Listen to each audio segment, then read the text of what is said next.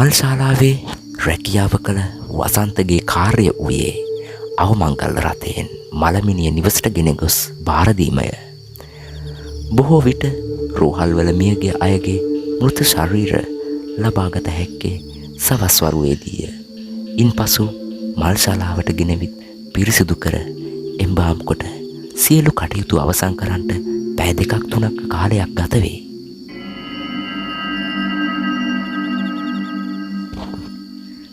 මේ සියලු කටයුතු නිමා වන විට අන්ධකාරය විසින් ලෝකය වසාගෙන තිබිණි.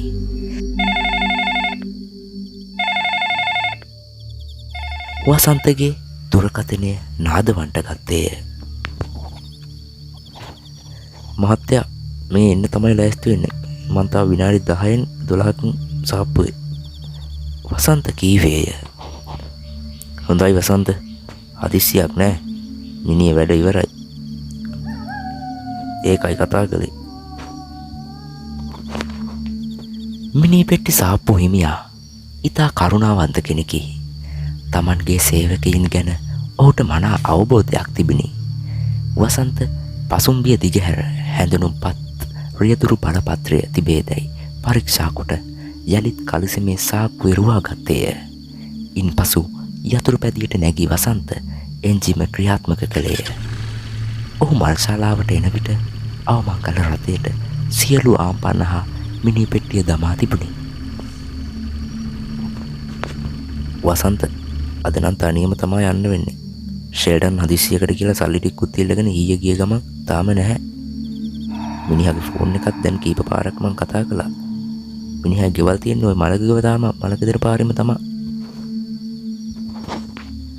ඒක කමක් නැහැ. මට තනියක් නෑ මහත්තයා. මේක ඉතින් පුරුදුයිනේ. වසන්ත සිනාසුනේය. තෙල් ටිකක් ගහගන්න.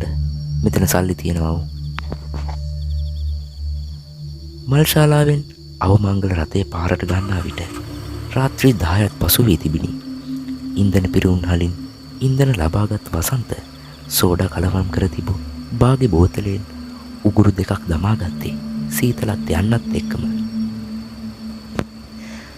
මලමිනියත් එක්ක ගෙනියන විට අරක්කු ටිකක් පානය කිරීම වසන්තගේ සිරිතකි. අන්ධකාරය රාත්‍රියේ මලමිනියක් සමග තනිවම ගමන් කිරීම මොනතරම් බියජනකද. එහෙත් වසන්තට අරුමයක් නොවේ. ජීවත් වෙන මිනිස්සුන්ට වඩා මැරුණ මිනිස්සු හොඳයි. වසන්ත කිව්වේ එහෙමයි. පාරවල් වල ගස් හිටවන්න තරමේ වලවල්. ඒ හින්දා වසන්ත ගියේ බොහොම සීරුවට ගමනට වැඩි වේලාවක් ගියා. වසන්ත හිමින් සීරුයි බාගේ බෝතලේ අරගෙන තවත් උගුරු 2-3ක් හලා ගත්තා. ඊට පස්සේ දුම් වැටියකුත් දල්වාගෙන අතුරු පාරකට හැරෙව්වා. ඒ පාරෙන් මීටර 200ක් විතර යද්දී පාර ඉවරයි. වසන්ත ආයෙමත් රිවර්ස් එකේම පාරට ආවා. දකුණට හරින්න කියලා නේ කිව්වේ මහත්තයා. වැරදුනාවක්ද? බලමු තව ටිකක් ඉස්සරහට ගිහින්. තවත් යාර 100ක් යනකොට දකුණට හැරෙන්න අතුරු පාරක් තිබුණා. වසන්ත ඒ පාරට හරවලා ටිකක් දුර ගියා. මිනිස් වාසයක් ඇත්තෙම නැහැ. ගෙයක් දොරක් පේන්න නැහැ. පාර ටික ටික කුඩා වෙනවා. ඉස්සරහට යන්න තියෙන පොඩි අතුරු පාරක. එක පාරටම වාහනේ නතර වුණා. කවදාවත් නැතුව වසන්තගේ හිතට අමුත්තක් දැනෙන්න ගත්තා. වසන්ත ආයෙත් යතුරු කරකවලා වාහනේ පණ ගන්නවා ගත්තා. රිවර්ස් එකට දාගත්තා. කළු තඩි බල්ලෙක් එක පාරටම කැලේ අස්සෙන් පාරට පැනලා වාහනේට බුරන්න ගත්තා. උගේ ඇස් ගෙඩි දෙක රතු පාටයි. දිලිසෙනවා. දිව අඟල් 7-8ක් දිගයි. එළියට දාගෙන රතු පාටින් ලේ බිඳු හැක්කිරෙනවා.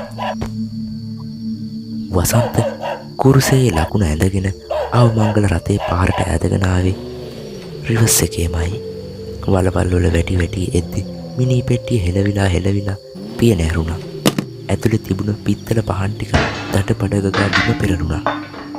වසන්ත ඒ ගැන හිතන්නේවත් නැතුව වාහනේ පාරට ගෙනවිත් පාර මැද්දේම නැවැත්තුවා. මේ වගේ දෙයක් කිසිම දවසක වෙලා තිබුණේ නැහනේ. බයක් හිතෙන්නේවත් නැතිව වසන්ත හිත දැඩි කරගත්තා. වාහනයෙන් බැසගත් වසන්ත ඊට පස්සේ මහත්තයාගේ ෆෝන් නම්බරයට කතා කළා. නැත අහගන්න. වෙලාව කියන්නේ මහත්තයාගේ ෆෝන් එක ක්‍රියා විරහිත කරලා. හැම දෙයක්ම වෙන්න හොඳට කියනවලුනේ. වෙනදට නම් පොඩි වෙරියක් තියෙනවා. අද ඒකත් හිඳිලා. වසන්ත භාගි බෝතලේ අරගෙන අන්තිම උගුරට යනකම් ඒක හුස්මට බිව්වා. ඊට පස්සේ රියදුරු අසුන පැත්තෙන් දොර ඇරලා වාහනයට ගොඩ වෙලා සිගරට්ටුවක් පත්තු කරගෙන ගිනි කූරක් ගැහුවා. මට ගින්දර ටිකක් දියන්. වාහනේ ඇතුළෙන්මයි වසන්තට ඇහුනේ. ගින්දර? ඔහු එක්වරම පසුපස බැලුවා. මිනිහ නැගිටලා පෙට්ටිය ඇතුළේ ඉඳගෙන වසන්ත දිහාවට අත දික් කරන් ඉන්නවා. වසන්ත වාහනේ එළියට පැන්නා. ඒ පැන්න විදිහට වසන්ත බිම ඇදගෙන වැටුණා. ඔහු පපුවේ තිබුණ කුරුසය අල්ලාගෙන ඔරසන් කිව්වා. තුන් මුණින් දහඩිය වැක්කිරෙනවා. ඔහු දෑත් ඇඟිලි එක පිට එක කැරකෙව්වා. කම්මුල් දට දට ගාලා ගැහෙනවා. දත් පූට්ටු වෙලා ඇස් උඩ ගියේ. කාටද කියන්නේ? මොකක් කරන්නේ? කිසි දෙයක් හිතාගන්න බෑ. ශරීරයම ගැහෙනවා. මුත්‍රා බරකුත් හැදුනා. වසන්ත උන් තැනම මුත්‍රා කළා. ඊට පස්සේ ආයෙම ගිනි කූරක් ගහලා සිගරට් එකක් පත්තු කරගත්තා. ඒ ගමන්ම ගිනි කූරු එළියෙන් වාහනේ ඇතුළ බැලුවා. අමුතු දෙයක් පේන්නේ නැහැ. පාරේ ඉදිරියෙන් එන විදුලි පන්දම් එළියක් දැකලා වසන්තගේ හිතට ලොකු සැනසෙල්ලක් ලැබුණා. ඒ එළිය ටික ටික ලං වුණා. බයිසිකලයක් පැදගෙන ආව තරුණේ වාහනේ දැකලා නැවැත්තුවා. අනේ අයියේ, මේ මලගෙදරට යන්න පාර හොයාගන්න බැරුව අතරමං වුණා. මලගෙදර තියෙන තැන දන්නවද? වසන්ත ඇහුවා. මලගෙදර පහු කරගෙන තමයි ඇවිත් තියෙන්නේ. හරවලා ගන්නකෝ, මං ගේ පෙන්නන්නම්. අමුත්තා කිව්වා. වසන්ත ඉඩ තියෙන හැටියට වාහනේ ආපහු හරවලා ගත්තා. බයිසිකලයට මොකද කරන්නේ? ඒක මෙතන දාලා යන්න කවුරුත් ගන්නේ නැහැ. බයිසිකලේ පාර අයිනට දැමූ අමුත්තා අවමංගල රථයට ගොඩ වුණා. ඔහුගේ මඟ පෙන්වීම අනුව ආපහු ඇවිත් අතුරු පාරකට වාහනේ දැම්මා. වල ගොඩලි පිරිලා. එක රෝදයක් වලකින් ගොඩ එන විට අනෙක් රෝදේ වලකට වැටෙනවා. ඒත් එක්කම ආයෙමත් මිනි පෙට්ටිය පැද්දිලා පියන බිමට වැටුණා. හද එළියට වසන්ත දැක්කා. මලමිනිය ආයෙමත් නැගිටලා පෙට්ටිය ඇතුලේ වාඩි වෙනවා. ඒත් එක්කම අයිස් කැටයක් අතට ගත්තා වගේ සීතලක් දැනුණා. වසන්ත ආයෙමත් ගැහෙන්න ගත්තා. දත් ඇඳි දෙක සට ගාලා ගැහෙන සද්දේ ඔහුට මැහුණා. වසන්ත අමුත්තා බැලුවා. ඔහු පිටිපස්ස හැරුණා. දැන් ලෝක වාදවත්තනවා. මාත් එක්ක සෙල්ලම් බෑ. දැන් නිදා ගන්නවා පෙට්ටියේ. පියන වහගන්නවා. අමුත්තා කතා කළේ මහ ගොරෝසු හඬකින්.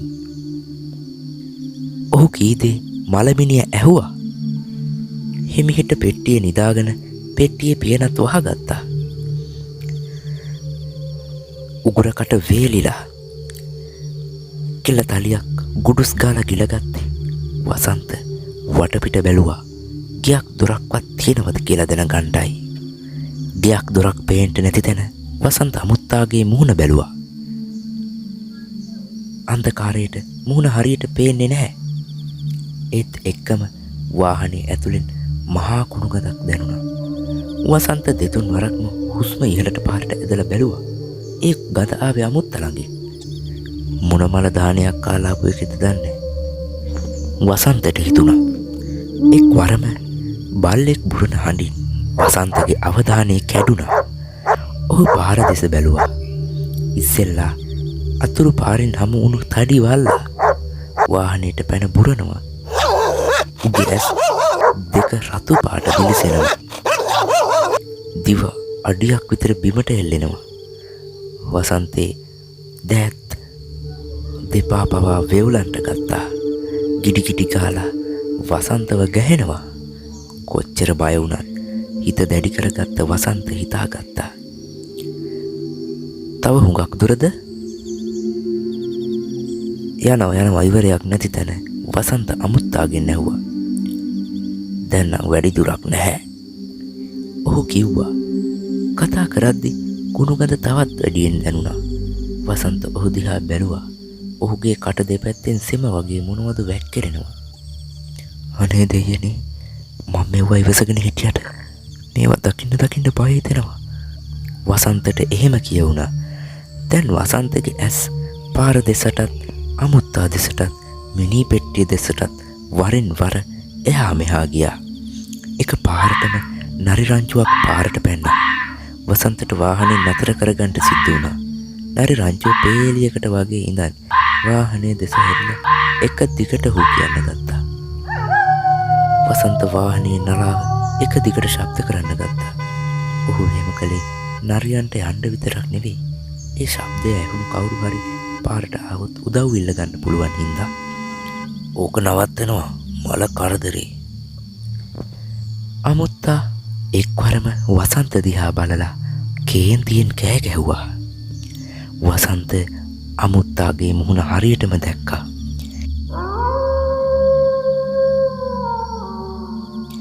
ඒ මුහුණ සුදු මැලි වෙලා දත් කහපාටට වෙලා, ඒ දත් පේලි දෙක හරියට සතෙකුගේ වගේ ඇස් වලින් පෙන පෙන වැගිරෙනවා. නාස් පොඩි වලිනුත් එහෙමයි. වසන්තට හිතුණා මේ තමයි ජීවිතයේ අවසන් දවස කියලා. ඔහුට තිබුණු එකම ශක්තිය කරේ එල්ලුණු කුරුසය. වසන්ත කුරුසය ගැන තිබූ විශ්වාසය නැති කරගත්තේ නැහැ. මේ ගෙදර කොහෙද තියෙන්නේ? කොහෙද තියෙන්නේ මේ ගෙදර? වසන්ත කෑ ගැහුවා. ඔහුගේ ඇදුම් වලින් දහඩිය වැක්කිරෙනවා. ඔය ඉස්සරහ වෙලක් තියෙනවා. වෙල පහු කරාම තියෙන ගෙදර. අමුත්තා කිව්වා. ඊට පස්සේ වාහනයෙන් බිමට බැස්සා.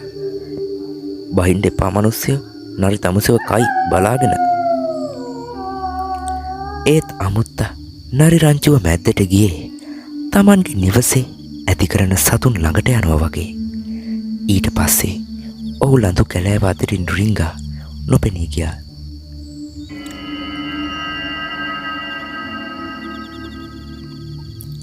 ඒ පසුපසින් හූ කියමින් නරි රංචුව දිව්වා.